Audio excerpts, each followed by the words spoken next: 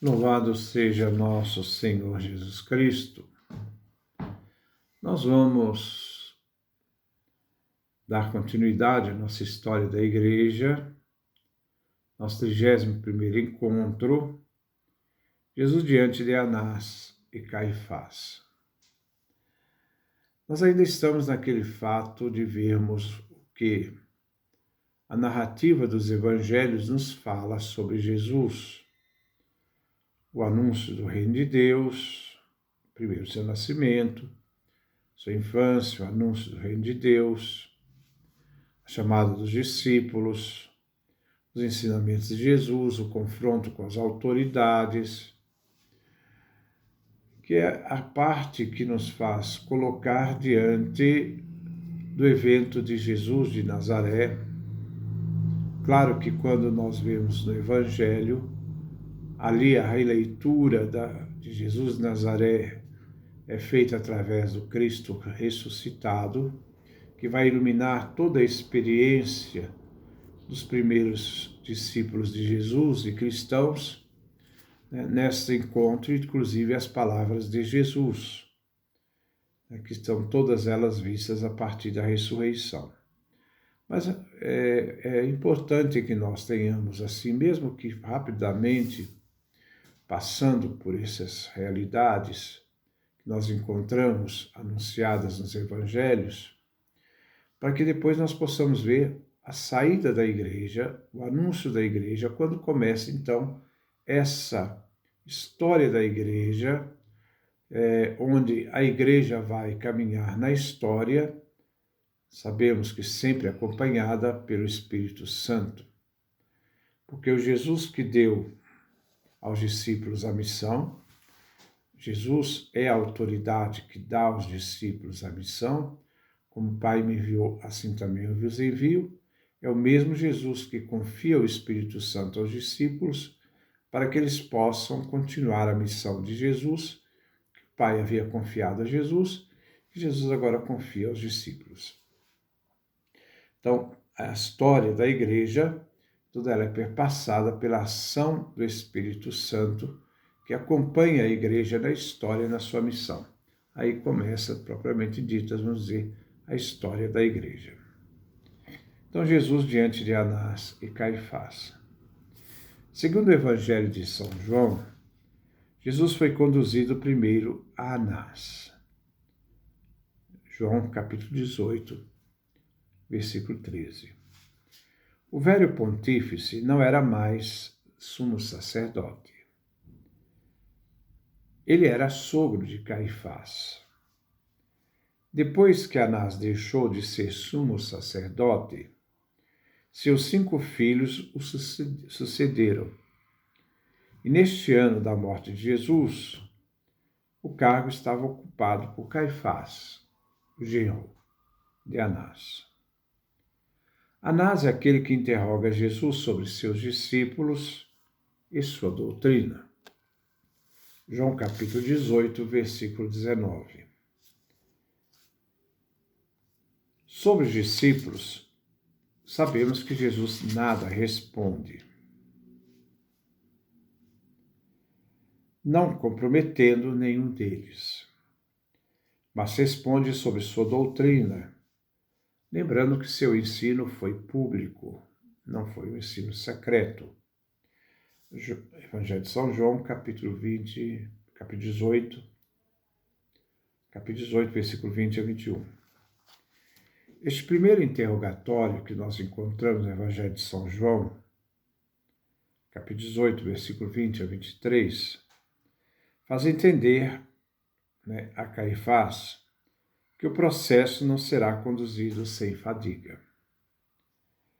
Caifás faz o interrogatório de Jesus, como vemos em Mateus, capítulo 26, versículo 59, capítulo 27, versículo 2, como também em Marcos, capítulo 14, versículo 53, e capítulo 15, versículo 1, e Lucas, capítulo 22, versículo 54, e capítulo 23, versículo 1. Vemos na cena testemunhas né, que foram dar um testemunho sobre Jesus, mas os testemunhos deles não concordavam. Dois dos testemunhos referem ao que Jesus disse no templo, mas esses testemunhos deformam aquilo que Jesus havia dito. Caifás entende que as acusações foram inconsistentes, mas tenta comprometer Jesus, provocando uma resposta do próprio Cristo. Nada respondes? Ele lhe disse: que coisas são esses testemunhos que trazem contra ti? Jesus se cala.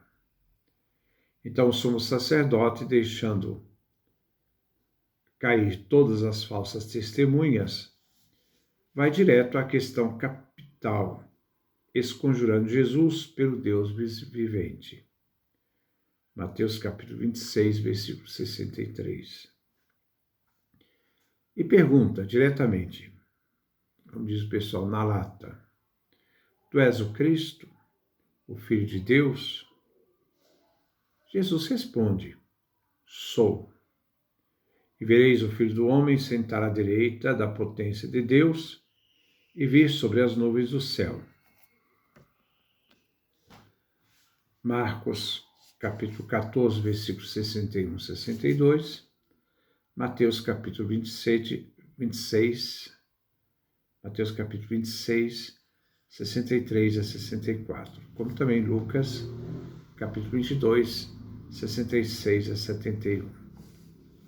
A resposta de Jesus fatalmente vai provocar a sentença de morte. E Jesus sabia, mas afirma que ele era o Messias, o Filho de Deus, que para o Sinédrio era uma blasfêmia. A blasfêmia era motivo de pena de morte. Como vimos no livro do Levítico, capítulo 24, do versículo 15 a 16. Jesus afirmando que ele é o Messias era uma afirmação perigosa. A pretensão messiânica de Jesus em si mesma não era uma blasfêmia, mas Jesus fez entender publicamente que ele era Filho de Deus. Ainda os perseguiam outros medos.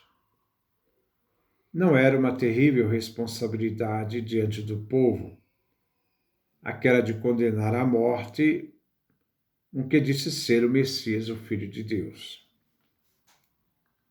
mas que tinha apoiado esta sua pretensão, né? Ele tinha apoiado essa pretensão com tantos milagres. Então, o que fazer com esse Jesus? Tão admirado no meio do povo? Como agir diante dele? Não se podia censurar o Sinédrio de ter impedido a esperança de Israel?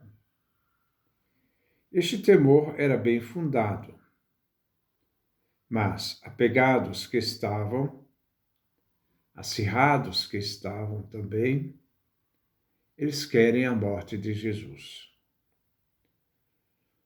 Todo o interrogatório se deparava diante do silêncio de Jesus. Chegou a hora de Jesus falar. Ao invocar o nome de Deus vivente, o sumo sacerdote diante do Sinédrio soberano da nação faz Jesus responder.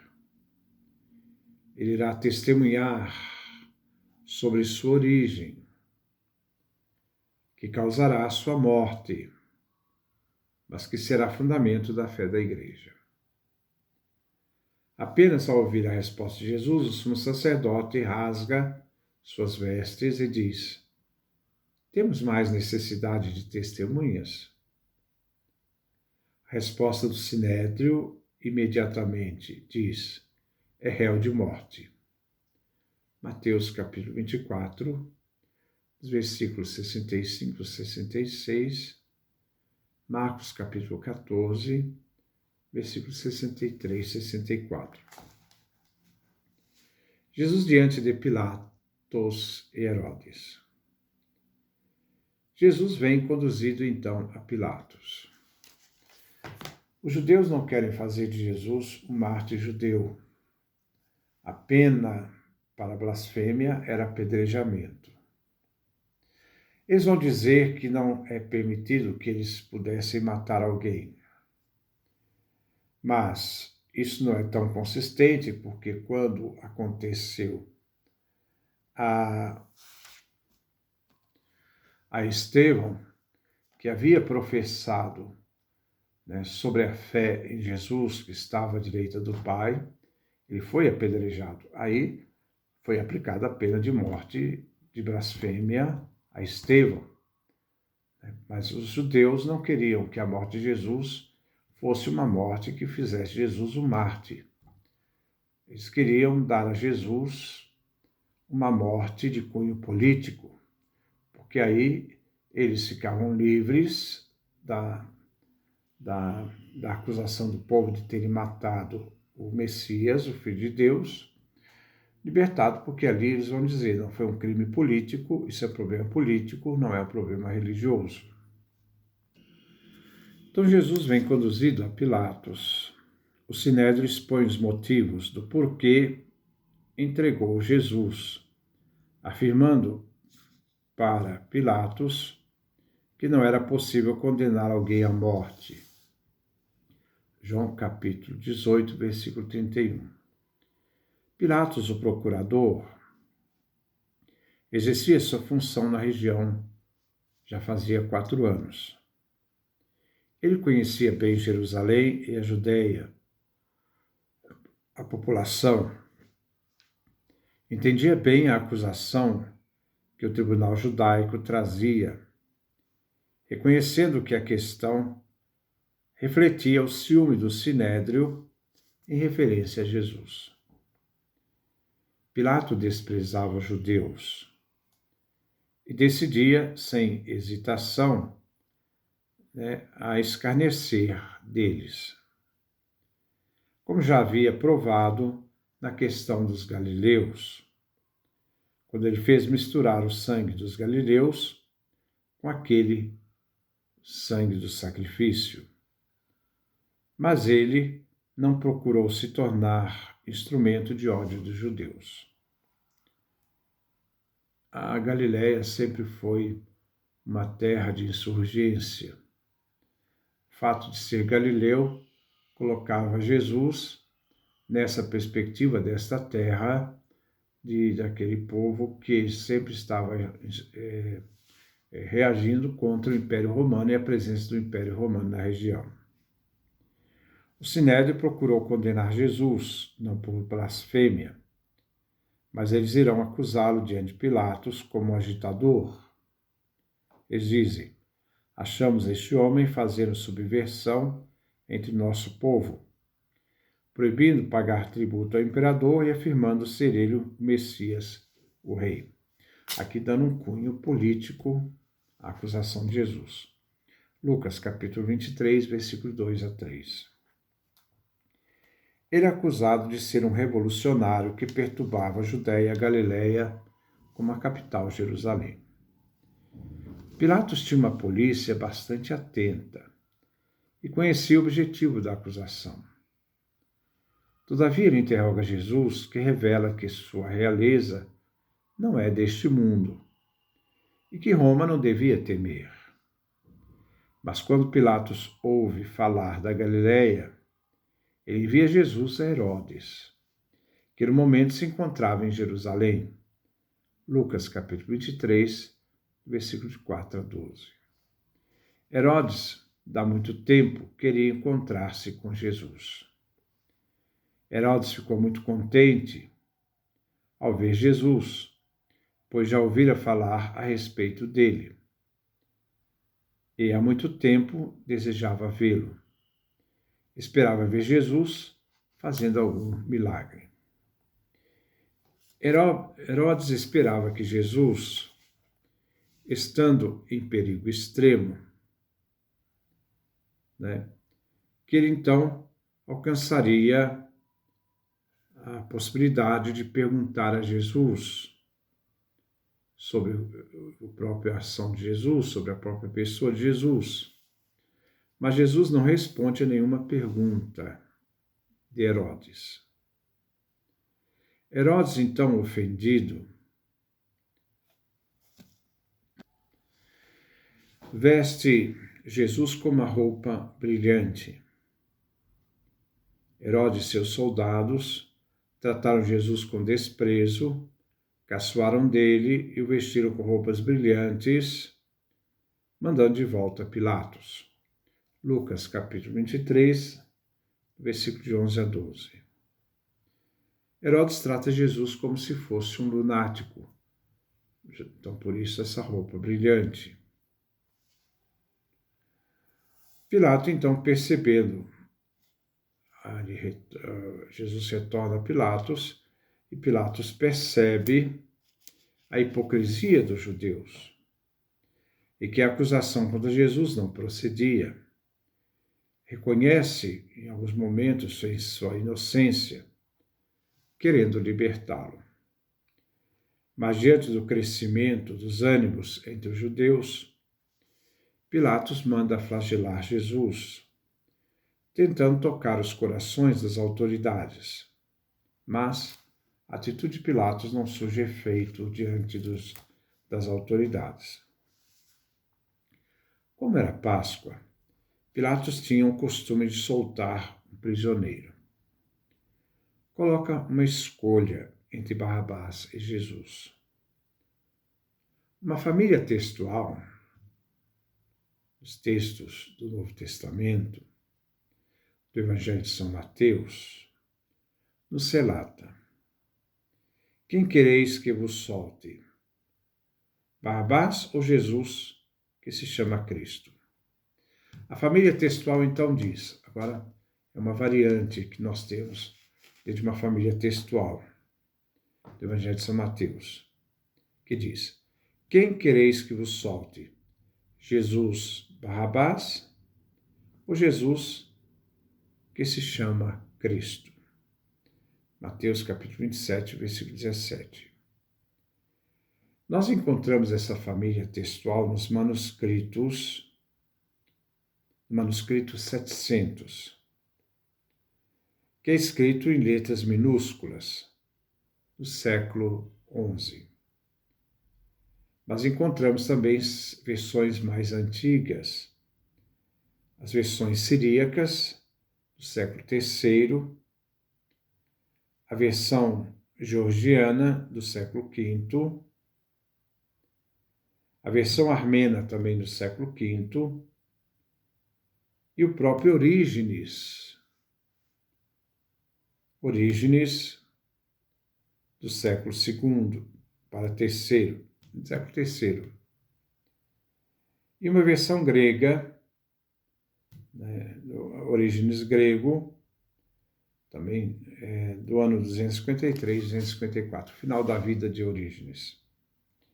Aqui se confunde a multidão, segundo essa tradição textual do Evangelho de São Mateus. A escolha, então, era entre Jesus Barrabás, filho de Abá, Deus, Bar-Abás, filho de Deus, ou Jesus, o Cristo, Messias político. Foi um artifício para confundir a multidão, para que escolhessem Barrabás, o filho de Abá. A acusação que se fez a Jesus será a sua filiação divina. Mas essa situação coloca Pilatos numa incerteza sobre a origem de Jesus. Mas o Sinédrio fará tudo para condenar Jesus à cruz. A multidão prefere Barrabás e rejeita Jesus, incitado pelo Sinédrio, confundindo a cabeça da população entre Barrabás, o filho do pai, né, e de outro, Jesus, Messias. O Sinédrio pede a crucificação de Jesus. A palavra cruz veio pela boca do Sinédrio, das autoridades judaicas. Eles queriam condenar Jesus como adversário político. E conseguem o que queriam. Mas conseguem negando o próprio Deus de Israel. Israel, que havia escolhido Deus como seu rei. Então, Javé, Deus, era o rei do povo eleito. Mas eles vão renunciar a esse Deus dizendo: não temos outro rei a não ser César. João capítulo 19, versículo 15. Diante desta proclamação dos judeus que rejeitam Javé como rei e colocam César como rei, eles renunciam à fé e colocam, né, a autoridade que eles são submetidos a próprio César. Daí Pilatos não teve outra condição senão condenar Jesus. Diante da resposta do Sinédrio e da pressão que fizeram o Sinédrio, as autoridades judaicas, para condenar Jesus, para crucificá-lo, um crime político, Pilatos manda então Jesus para ser crucificado. Nós vemos no capítulo 18 e 19, né, onde nós vemos lá o julgamento de Pilatos, o julgamento de Pilatos contra Jesus. São Evangelho de São João, capítulo 18 e capítulo 19. Depois nós vamos continuar. Jesus morre na cruz. Que Deus nos dê a sua graça, a sua bênção, a sua face resplandeça sobre nós.